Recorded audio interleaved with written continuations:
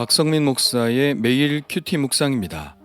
데살로니가전서 5장 1절로 11절입니다.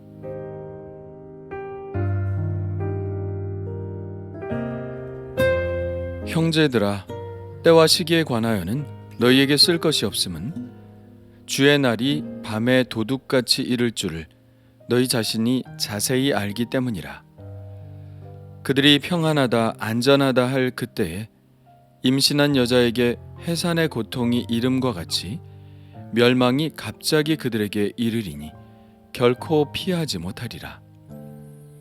형제들아, 너희는 어둠에 있지 아니하매 그날이 도둑같이 너희에게 임하지 못하리니 너희는 다 빛의 아들이요 낮의 아들이라. 우리가 밤이나 어둠에 속하지 아니하나니 그러므로 우리는 다른 이들과 같이 자지 말고 오직 깨어 정신을 차릴지라. 자는 자들은 밤에 자고 취하는 자들은 밤에 취하되 우리는 낮에 속하였으니 정신을 차리고 믿음과 사랑의 호심경을 붙이고 구원의 소망의 투구를 쓰자. 하나님이 우리를 세우심은 노하심에 이르게 하심이 아니요 오직 우리 주 예수 그리스도로 말미암아 구원을 받게 하심이라. 예수께서 우리를 위하여 죽으사 우리로 하여금 깨어 있든지 자든지 자기와 함께 살게 하려 하셨느니라. 아멘. 앞서 데살로니가 교인들은 예수님의 재림 시 이미 죽은 자들은 어떻게 되는가에 관한 질문을 했었죠. 바울은 그 질문에 대해서 죽은 자들이 먼저 일어나고 살아남아 있는 성도들도 함께 공중으로 끌어올려져 영원히 주님과 함께 있을 것이라고 말합니다. 그러면서 그는 우리 살아남아 있는 자도 라는 표현을 써서 간접적으로 바울 자신이 살아있을 때 주님이 재림하실 것에 대한 기대를 표현하고 있죠. 그러면서도 바울이 경계하고 있는 것은 그들이 이러한 임박한 재림에 고무되어 자신의 삶을 등한시하지는 말라는 것이었습니다. 그리스도인들은 그런 것에 대해서 떠벌릴 것이 아니라 조용히 자기 일을 하고 자기 손으로 일하며 불신자들에 대하여 단정히 행해야 한다고 말씀하고 있습니다. 오늘 말씀도 그러한 말씀에 덧붙인 교훈입니다. 바울은 스스로 임박한 종말을 이야기하고 있지만 때와 시기에 관해서는 그 어떤 궁금증도 갖지 말라는 말을 분명히 합니다.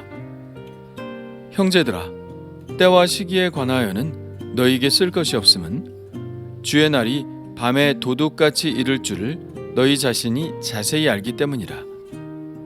그들이 평안하다 안전하다 할 그때에 임신한 여자에게 해산의 고통이 이름과 같이 멸망이 갑자기 그들에게 이르리니 결코 피하지 못하리라.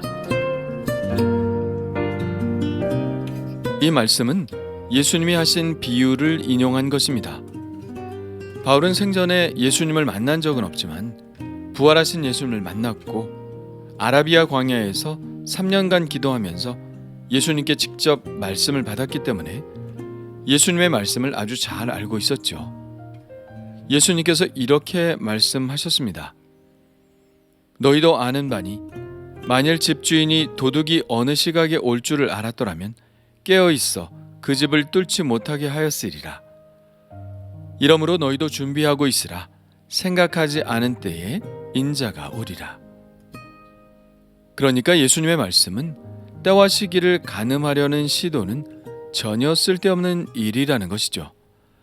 아무리 알려 해도 알아낼 수 없는 영역이니까요. 이 말씀은 예수님이 제자들에게 하신 말씀입니다. 그러므로 때에 관한 것은 불신자들뿐만 아니라 믿는 우리들에게도 닫혀있는 영역이라는 것이죠.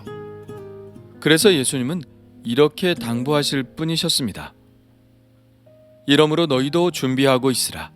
생각하지 않은 때에 인자가 오리라.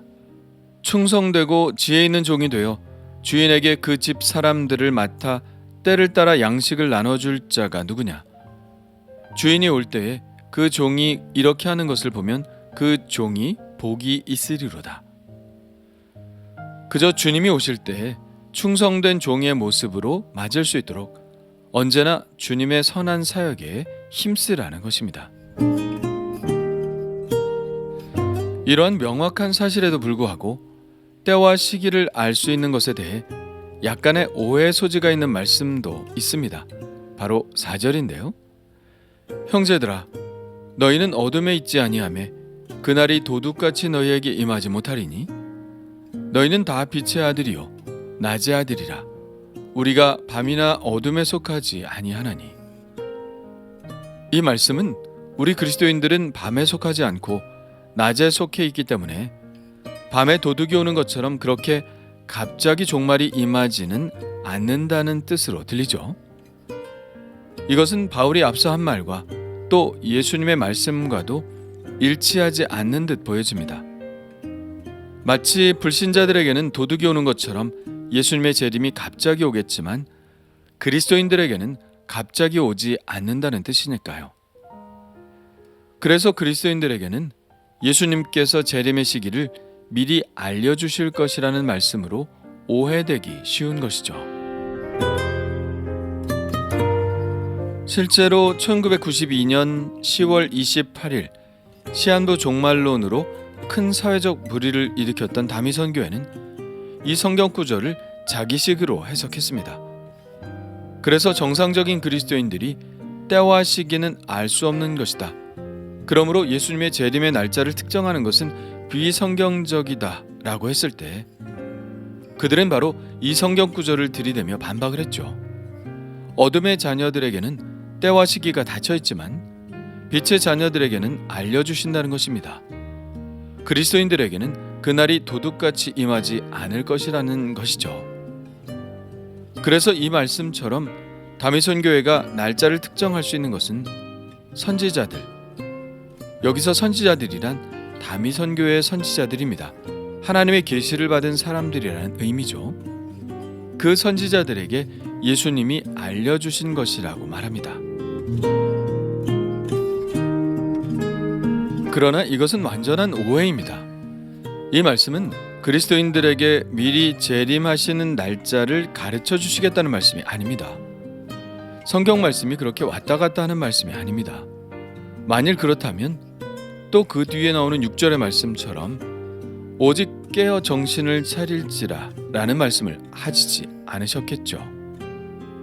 이 말씀의 본뜻은 언제 주님이 오신다고 하여도 당황하거나 놀라지 않을 만한 삶을 살라는 말씀입니다. 불신자들은 밤에 속한 자들이기 때문에 자고 취하는 삶을 삽니다. 밤에 그렇게 한다는 것이 아니라 자고 취하는 삶 자체가 밤과 같은 삶이라는 것이죠. 그렇게 밤과 같은 삶을 사는 사람들은 예수님의 재림 때에 마치 도둑이 들어올 때처럼 놀라게 될 것입니다.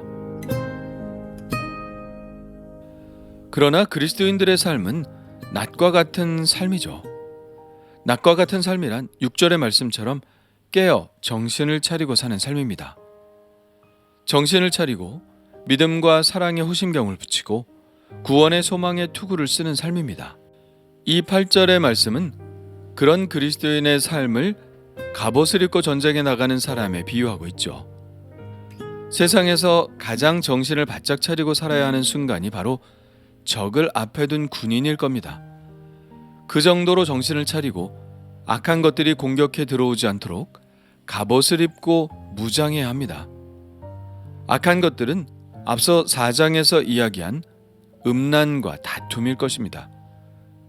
그리고 그러한 시험들을 이겨내는 삶이 바로 믿음과 사랑의 호심경, 구원의 소망의 투구로 방어하는 삶이죠.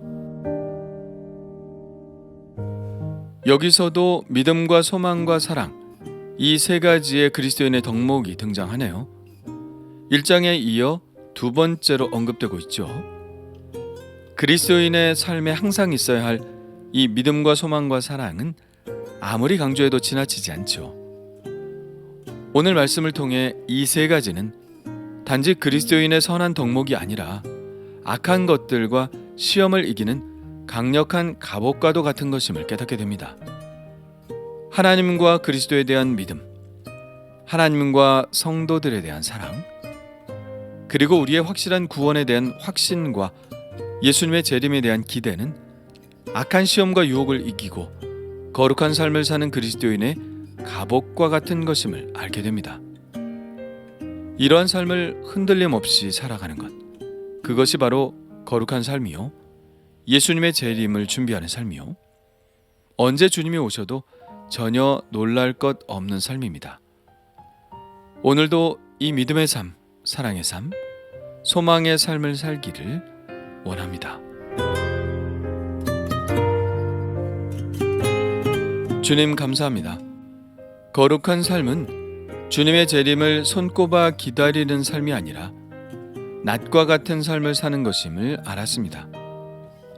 오늘 말씀처럼 믿음과 소망과 사랑이 넘치는 삶을 살게 하옵소서. 그러한 진실하고 거룩한 삶으로 주님의 재림을 준비하게 하시고 언제 주님께 발견되어도 부끄럽지 않은 삶을 살게 하여 주옵소서. 예수님의 이름으로 기도합니다.